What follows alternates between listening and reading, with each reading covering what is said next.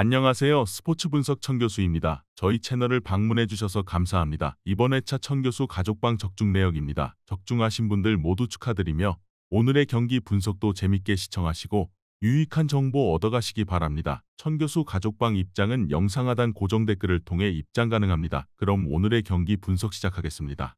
10월 24일 KBL 국내 농구와 V리그 국내 배구 4경기 분석 시작하겠습니다. 첫 번째로 원주 DB 대 한국가스공사 경기 알아보겠습니다. 먼저 DB는 화요일 원정 경기에서 SK에 역전패했다. 전반 오누아쿠와 이관희의 득점포가 터지며 꾸준하게 리드를 잡았는데 4쿼터 경기력이 아쉬웠다. 알바노가 한국에 온 이후 최악의 경기를 하며 야투율 10% 2득점에 그쳤고 김종규도 부진했다. 그래도 이관희와 김은, 카터 등 벤치 구간이 워낙 잘해주기에 우승 후보인 것은 변함이 없다. 이어서 가스공사는 개막전 LG 원정에서 3쿼터까지 리드를 잡았지만 3점 차로 분패했다. 벨란겔이 3점 슛 5개 포함 20점을 몰아쳤고 신승민의 활약도 있었지만 김낙현이 시도한 야투 8개 중 7개를 실패한 것이 결정적이었다. 그래도 우승 후보 팀을 상대로 원정에서 탄탄한 수비로 경쟁력은 충분히 보였다. 은도혜가 골밑에서 리바운드를 단속한 것도 팀에는 큰 힘이었다.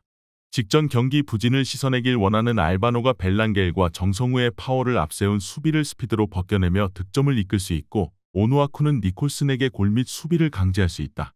이대헌과 신주영 등을 상대로 강상재와 김종규의 골밑 우위도 있을 DB가 승리할 것이다. 이번 경기 원주 DB 승을 추천합니다.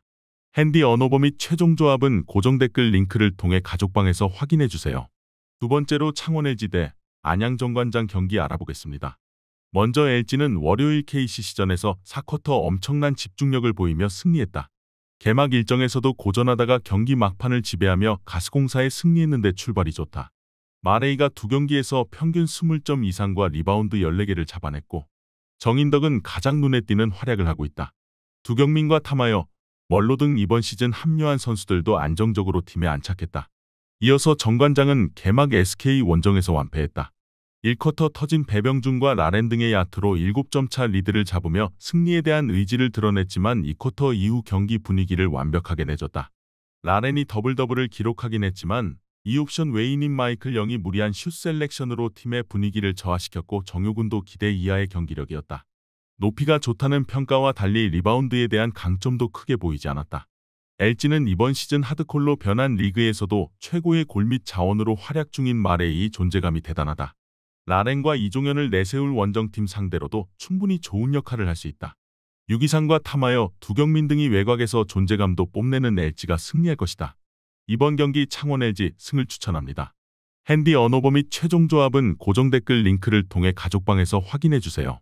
경기 분석 잘 보고 오셨나요? 다음 경기 분석 보시기 전에 천교수 가족방 입장하시는 법 안내해드리도록 하겠습니다. 첫 번째로 영상 하단 댓글을 클릭해주세요. 두 번째로 링크를 클릭하신 후 세 번째로 채팅 참여하기 클릭하셔서 문의 주시고 답장 기다려주시면 됩니다. 남은 영상, 유익한 정보 얻어가시길 바라며 이어서 다음 경기 분석 시작하겠습니다. 세 번째로 OK저축은행 대 현대캐피탈 경기 알아보겠습니다. 먼저 OK는 대한항공 원정에서 선전했지만 패했다. 첫 세트에서 승리하고 다 잡은 2세트를 내준 것이 아쉬웠다. 신호진이 60%의 성공률로 14점을 기록하며 루코니의 어깨를 가볍게 해줬지만 장빙롱이 공격에서 부진한 것이 아쉬웠다. 그래도 박태성 세터가 박원빈과 박창성 등 중앙 미들블로커들의 공격을 잘 활용한 점은 인상적이었다. 이 경기는 홈 개막전으로 더 집중하고 승리에 도전한다. 이어서 현캐는 우리카드 원정에서 가까스로 승리했다. 1, 2세트를 압도하며 승점 3점이 유력했던 경기였는데 상대의 기세에 밀리며 2세트를 내주는 등 고전했다. 그러나 접전 상황에서 심펑의 강력한 서브 에이스가 나오며 귀중한 승리를 따냈다. 유니폼을 갈아입은 레오가 64%의 성공률로 26점을 기록했고 허수봉은 서브 3점 포함 21점을 기록했다. 전광인이 백업으로 나설 정도로 선수단 구성에 강점이 있다. OK는 박태성이 기대 이상의 세트 능력으로 루코니와 신호진을 살리는 모습이었다. 그러나 최민호와 정태준, 레오 등의 높이가 좋은 현캐 상대로는 장빙롱의 성공률이 더 떨어질 수 있다. 허수봉이 레오의 공격 부담을 덜어줄 현캐가 승리할 것이다. 이번 경기 현대캐피탈 승을 추천합니다.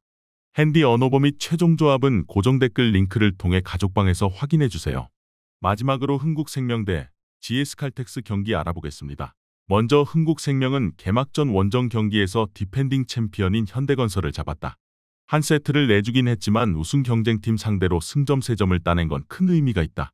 컵 대회에서 부진했던 아포짓 투트쿠가 44%의 높은 성공률로 21점을 기록했고 김연경이 공수에서 맹활약했다. 김미연과 최은지 등 베테랑들과의 경쟁을 이겨내고 주전 아웃사이드 히터로 나선 정윤주의 분전도 인상적이었다. 이어서 GS는 지난주 일요일 정관장 원정에서 완패했다. 상대에게 공격 성공률 60%를 허용하는 등 최악의 경기를 했다.